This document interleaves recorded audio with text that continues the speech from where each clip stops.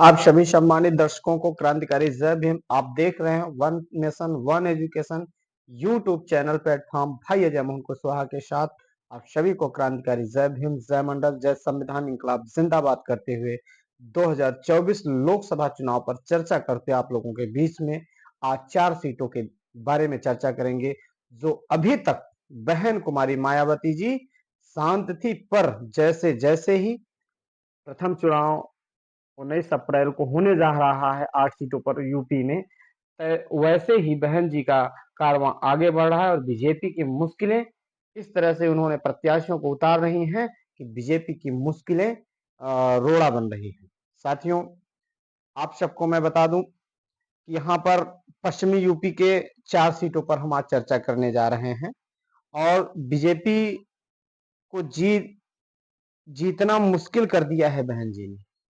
और उन सीटों पर, जिन सीटों पर बीजेपी का एक छत्र छाया रहा करता था और मुस्लिम वोटरों का भी साथ एक समय था मिला था और तमाम चीजें हैं, तमाम मुद्दों पर मैं आपसे चर्चा करूंगा आज बहन कुमारी मायावती जी के लोकसभा चुनाव 2024 के बारे में और कैसे कैसे सीटों पर उन्होंने अगला अपना कार्य शुरू की है। साथियों, 19 अप्रैल को यूपी में 8 सीटों पर पहला चरण का वोटिंग होने जा रहा है और उन पहले चरण में 8 सीटों पर 4 सीटों पर बहन जी का जलवा कायम है। जो 4 सीटें ऐसी हैं जो बीजेपी के लिए बीएसपी ब्रेकर बनती दिखाई दे रही है। और आप सबको मैं बता दूं, पहली सीट की अगर मैं बात करूं तो कैराना कैराना सीट मुस्लिम वोटर बैंक मायने रखता है। और यहां पर मैं आप सबको बता दूं, बीजेपी ने चौधरी को उतारा है। बीजेपी ने प्रदीप चौधरी को उतारा है कैराना लोकसभा सीट से। वहीं पर समाजवादी पार्टी ने इकरा हसन को उतारा है और बीएसपी ने ठाकुर समाज के एक धुरंधर बाहुबली नेता श्रीपाल सिंह राणा को उतार दिया है। और मैं आप सबको बता दूं, साल 2019 में यह सीट बीजेपी ने जीती थी। साल 2019 में लोकसभा का चुनाव हुआ था जब, तो इस सीट को बीजेपी ने हासिल किया था।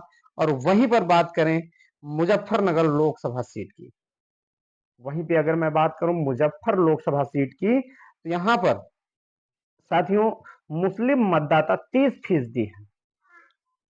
मुस्लिम मतदाता 30% से भी ज्यादा हैं और यहां पर मुस्लिमों का वोट मायने रखता है। और 72 साल बाद इतिहास में पहली बार ऐसा हुआ जो कि बीजेपी संजीव बलियान को उतारी, समाजवादी हरिंद्र मलिक को उतारी और ये दोनों जाट समाज से हैं। और यहां उम्मीद लगाई जा रही थी कि इस मुजफ्फरनगर सीट से मुस्लिम कैंडिडेट को उतारा जाएगा। और इसी बीच बहन कुमारी मायावती जी ने भी अपने कैंडिडेट को हिंदू कैंडिडेट में ही कन्वर्ट करके उतारा है। और लोग उम्मीद लगा रहे थे कि बहन जी मुजफ्फरनगर से कोई मुस्लिम कैंडिडेट देंगे, परंतु नहीं।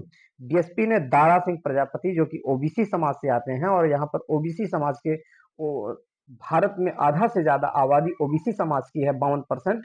तो उस ओबीसी समाज के वोट बैंक को मुजफ्फरनगर में साधने के लिए बीएसपी ने दारा सिंह प्रजापति को अपना प्रत्याशी घोषित की है। साथियों, वहीं अगली सीट की मैं बात करूं बिजनौर लोकसभा सीट की, वहीं बिजनौर लोकसभा सीट पर मुस्लिम वोटर किंग वोटर होते हैं। मुस्लिम जो वोटर हैं आपके बिजनौर सीट पर, लोकसभा सीट पर, यहाँ पर मुस्लिम वोटर किंग मेकर का काम करते हैं और इनकी 43% वोट बैंक है, 43% मायने रखता है। और वहीं पर आपको मैं बता दूं बीजेपी रालोद के, यहाँ पर रालोद को इंडिया गठबंधन में मिला है। बीजेपी ने चंदन चौहान को दी है, अपना प्रत्याशी बनाई है। और वहीं पर बात करें समाजवादी पार्टी की, तो यहीं पर दीपक सैनी को अपना उम्मीदवार घोषित की है। और यहाँ पर उम्मीद लगाया जा रहा था कि बीएसपी कोई मुस्लिम कैंडिडेट उतारेगा जिससे बीजेपी को पूर्णतः समर्थन मिलेगा हिंदुओं का, परंतु नहीं। 2019 में यहां पर बीएसपी जीत हासिल की थी और बीएसपी विजेंद्र सिंह को, जो जाट समाज से हैं, राष्ट्रीय लोकदल के पहले ये राष्ट्रीय लोकदल के राष्ट्रीय महासचिव थे, जो विजेंद्र सिंह को जाट समाज से आते हैं और यह विजन सिंह को बीएसपी ने अपना लोकसभा प्रत्याशी उतारी है। अगली अगर सीट की मैं बात करूं, नगीना, जो कि आज चर्चा आप लोगों के बीच में नहीं, कई काफी समय से, जब से भीम आर्मी चंद्रशेखर एडवोकेट चंद्रशेखर रावण ने नगीना लोकसभा सीट से लोकसभा का चुनाव लड़ने की तैयारी में लगे, तब से ये चर्चा का विषय बना हुआ है कि समाजवादी पार्टी और बीएसपी बहन कुमारी मायावती जी चंद्रशेखर भाई आजाद को अपना समर्थन देकर उनको लोकसभा भेजने का काम करेंगे, परंतु नहीं, ऐसा कुछ नहीं हुआ।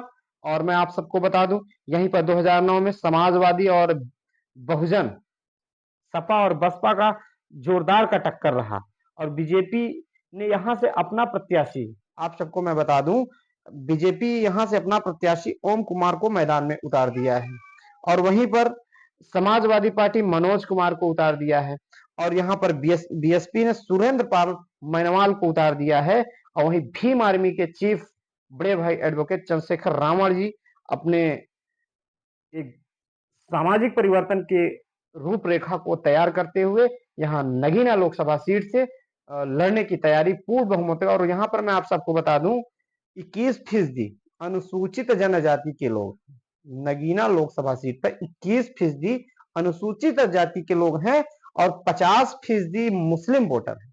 यहाँ पर अनुसूचित और मुस्लिम वोटरों का अगर कोई साथ लेता है तो उसकी जीत पक्की है, 100% है। और यहाँ पर अब देखना है, कयास जो लगाए जा रहे हैं राजनीतिक गलियारों से, उन गलियारों में आप सभी लोगों को देखने को मिलेगा 2024 लोकसभा नगीना सीट का जो भी रहेगा वो आपके सामने होगा रिजल्ट साथियों। यहाँ पर चंद्रशेखर आजाद जी होंगे, या तो फिर यहाँ पर सुरेंद्र पाल मैनवाल होंगे, मनोज कुमार होंगे, या फिर ओम कुमार जो बीजेपी से लड़ रहे हैं। साथियों, इन्हीं सब बातों के साथ आप सभी लोगों से मैं विदा लेता हूं और आप सभी लोगों को मैं बहुत बहुत धन्यवाद देता हूं। और एक बात आप लोगों से विशेष निवेदन करूंगा साथियों, एक रोटी कम खाना, लेकिन अपने बच्चे को अच्छे से पढ़ा लिखा करके डॉक्टर, इंजीनियर, आईएएस, पीएस, नेता, अभिनेता जरूर बनाना।